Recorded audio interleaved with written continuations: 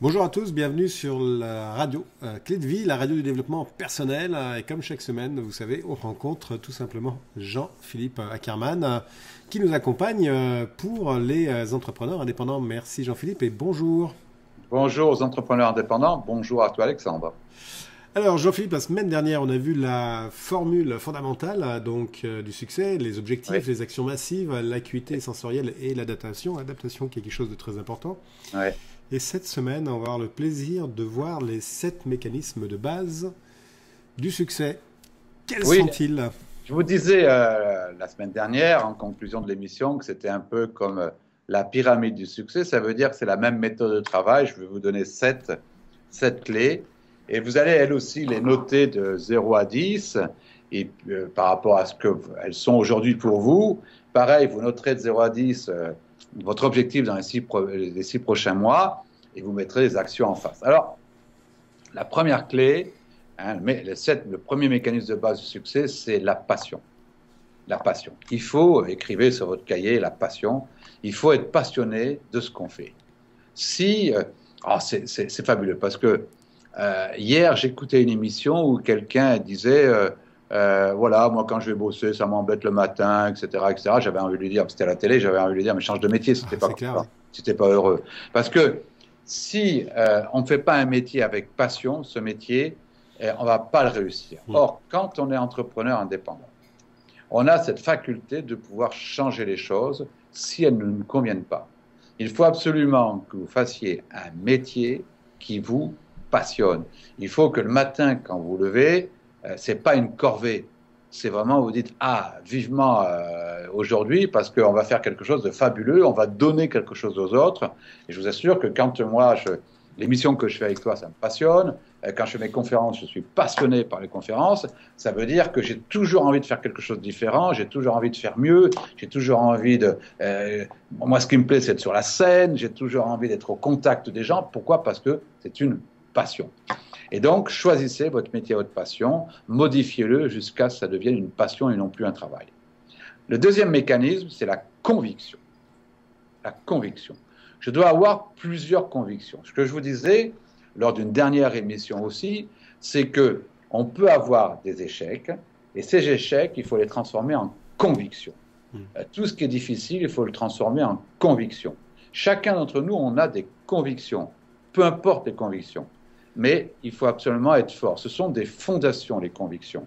Ça nous renforce. Il faut déjà avoir une conviction, c'est de la réussite. Il faut déjà être sûr de réussir. Si je ne suis pas convaincu de la réussite, je n'y arriverai pas. Mais je peux avoir des convictions sur des valeurs, je peux avoir des convictions sur des objectifs, je peux avoir des convictions sur des sentiments. Il faut absolument que je sois fort sur mes convictions. Le troisième élément, c'est la stratégie. Est-ce que vous avez une stratégie pour réussir? Est-ce que vous avez fait, on a parlé de business plan, Mm. et est-ce que vous avez une équipe autour de vous? Est-ce que vous avez écrit cette stratégie? Hein, on le sait, les trois éléments importants, c'est le mental, c'est les talents et c'est la stratégie. La stratégie, c'est très important d'écrire, je dis bien d'écrire, pas dire oui, mais je la connais par cœur, ma stratégie, non, de l'écrire. Le quatrième point, c'est la clarté des valeurs. Est-ce que je travaille par rapport à mes valeurs? Est-ce que mes valeurs sont claires? Est-ce que je peux les défendre? Est-ce que j'ai de l'éthique au travail? Est-ce que moi je connais des gens qui n'ont pas du tout d'éthique, mais qui sont en train d'échouer lamentablement et ils accusent toujours les autres. C'est jamais eux qui font les fautes parce qu'ils n'ont pas de valeurs claires. Ouais. Ils ont des valeurs certainement comme tout le monde, mais pas claires. Le cinquième élément, c'est l'énergie. On en a parlé beaucoup, beaucoup, beaucoup de l'énergie. Le sixième élément, c'est l'art de se lier. On a parlé des relations aussi.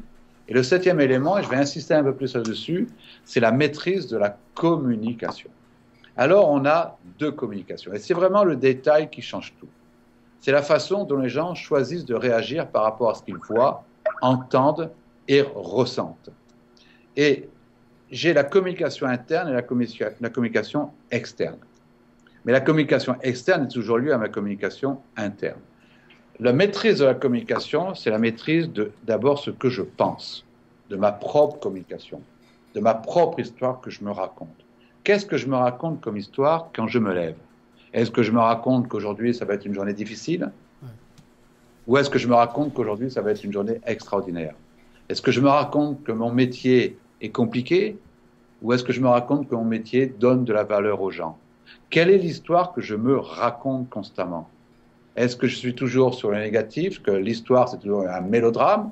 Ou est-ce que mon histoire c'est une comédie? Est-ce que mon histoire c'est quelque chose qui est tourné vers moi? Ou est-ce que mon histoire c'est aller tourner vers les autres? C'est qu'est-ce que je me raconte? Et ça se maîtrise. C'est la maîtrise de la communication interne, ça se maîtrise. Écrivez votre histoire, écrivez ce que vous avez envie de vous raconter, écrivez ce que vous avez envie de dire. Et derrière, eh bien, vous allez avoir de la communication qui va être de même nature que celle que vous pensez. Ensuite, je dois savoir parler aux gens, bien évidemment, je dois savoir m'exprimer, mais c'est beaucoup plus facile de s'exprimer, de parler aux gens quand je suis clair dans mon esprit. Donc voilà les 7 mécanismes de base: passion, conviction, stratégie, clarté des valeurs, énergie, la relation, l'art de se lier, et puis, pour moi, la maîtrise de la communication, qui est quelque chose de très, très, très, très important. Voilà, je voulais vous parler de ça. Simplement, votre travail, si on peut dire un travail, j'espère que vous vous amusez à faire ça, mais vous vous rendez compte un peu tout ce que vous avez depuis ces émissions. Je crois qu'on en est à la 22e, je crois. C'est ça, c'est à peu près la 22e. 22 semaines déjà. 22 semaines, normalement, vous êtes des warriors, vous avez dû réussir quelque chose de beau déjà. Et si vous mettez en plus ces 7 mécanismes, si vous les notez, si vous mettez un objectif noté et si vous mettez encore des petites actions d'amélioration sur ces 7 mécanismes, franchement, vous allez réussir une année extraordinaire. Avant de revenir sur l'exercice parce qu'il me semble que tu ne l'as pas donné, l'exercice. Si, c'est qu'ils vont se noter, vont se noter ce qu'ils sont aujourd'hui. Hein, tout à fait. Allez-y, est-ce que vous êtes passionné? 0 à 10. C'est ça. Okay. C'est 10, bravo. Hein. Si c'est 0, il faut changer les choses. Hein. Est-ce que vous êtes convaincu? Est-ce que vous avez une conviction forte? 0 à 10, c'est pareil, c'est 10, bravo. Si vous êtes à 0 ou moins de 5, il faut changer les choses. Est-ce que vous avez fait votre stratégie, etc.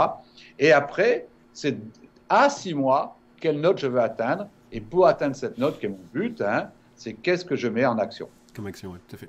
Juste, je vais faire une aparté sur la communication. Tu parlais de la communication extérieure et de la communication interne. Et en effet, la communication interne, c'est très très important dans le sens où si tu as une communication négative, forcément, tu vas avancer moins bien que si tu as une communication positive. Bien sûr.